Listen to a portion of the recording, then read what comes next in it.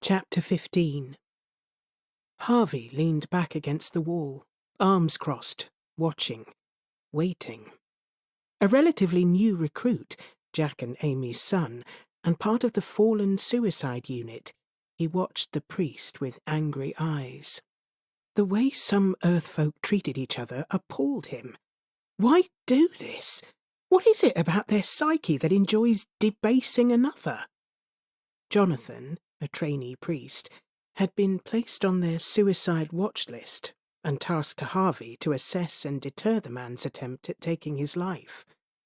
The suicide unit was Harvey's first placement since leaving youth training. He'd arrived in the skies as an embryo in his mother's womb, placed in an incubator unit and developed into a fallen.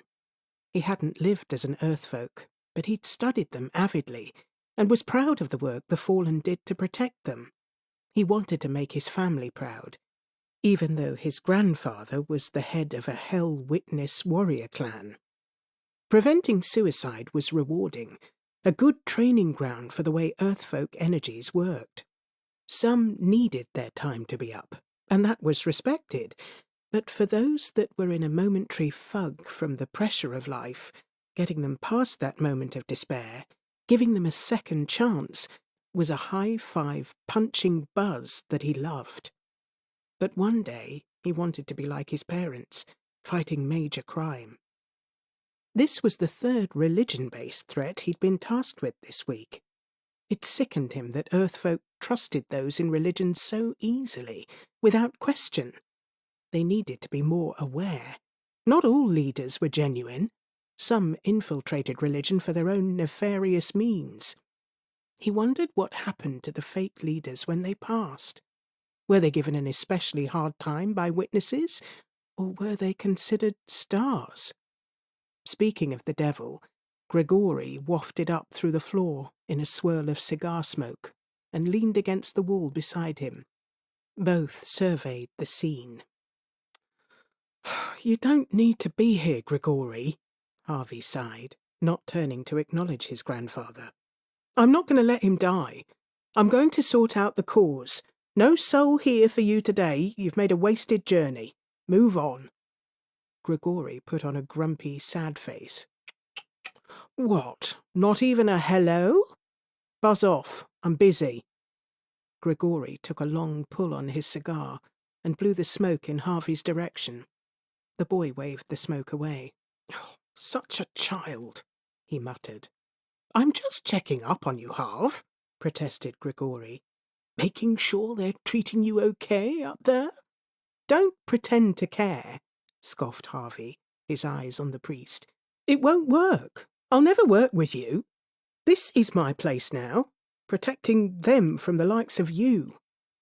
The priest lifted a corner of the sheet and placed his hand on the trainee's thigh, gently stroking its way up to his groin. "Don't be so dismissive. Us witnesses have our uses, you know. We're an important cog in this strange existence of ours. Take this man of the cloth, for example. He has no place with you lot upstairs. We're doing you guys a favour, cleaning up society's dross, removing the rejects and recycling them in the sewer. Because whoever our maker is, they sometimes fuck up and need the trash taken out, so to speak." He stared at his grandson. Harvey remained cross-armed and tight-lipped, ignoring his grandfather. Gregory continued. "Look, son, heaven and hell are supposed to work in harmony. Or don't they teach you that in fallen school?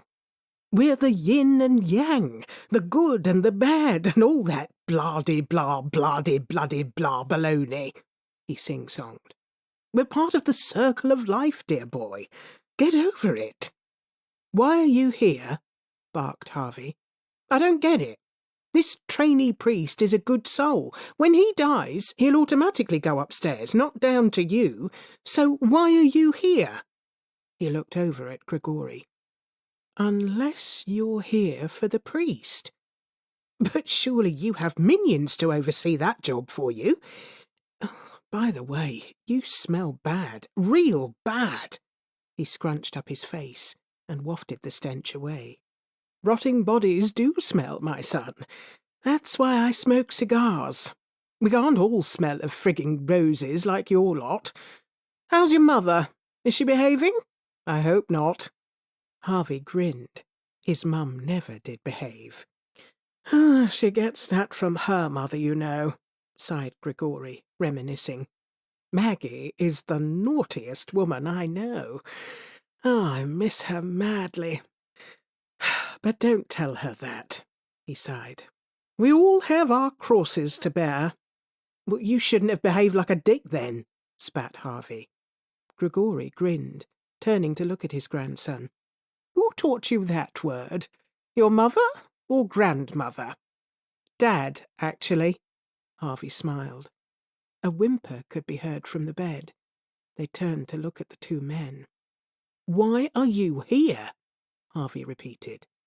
"I like to keep an eye on the pious religious of this world.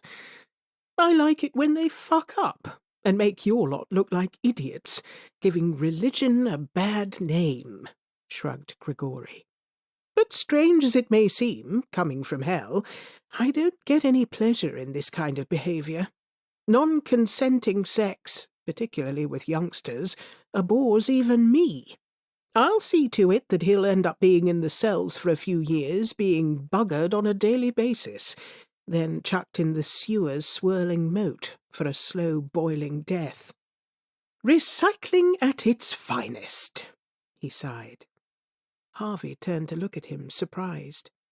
"I thought you lot enjoyed bad souls." "We have some class, son.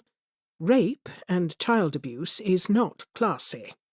Although some of our worst warlords will condone it to get their numbers up. But I don't. Besides, your grandmother would kill me," he grinned. "Good," Harvey nodded. Maybe his granddad wasn't so bad.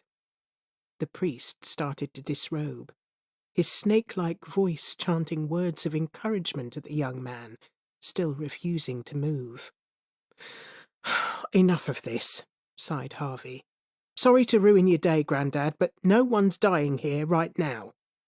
He flew through the dormitory door, walked to the end of the hallway, and smashed his elbow into the fire alarm glass. A loud siren screeched out, waking everyone in the building. Grigori laughed as the priest looked round in horror, scrambled into his clothes, and snuck out of the room to organize the evacuation. "See you later!" Grigori shouted after him. But the man didn't hear him. He wasn't dead yet.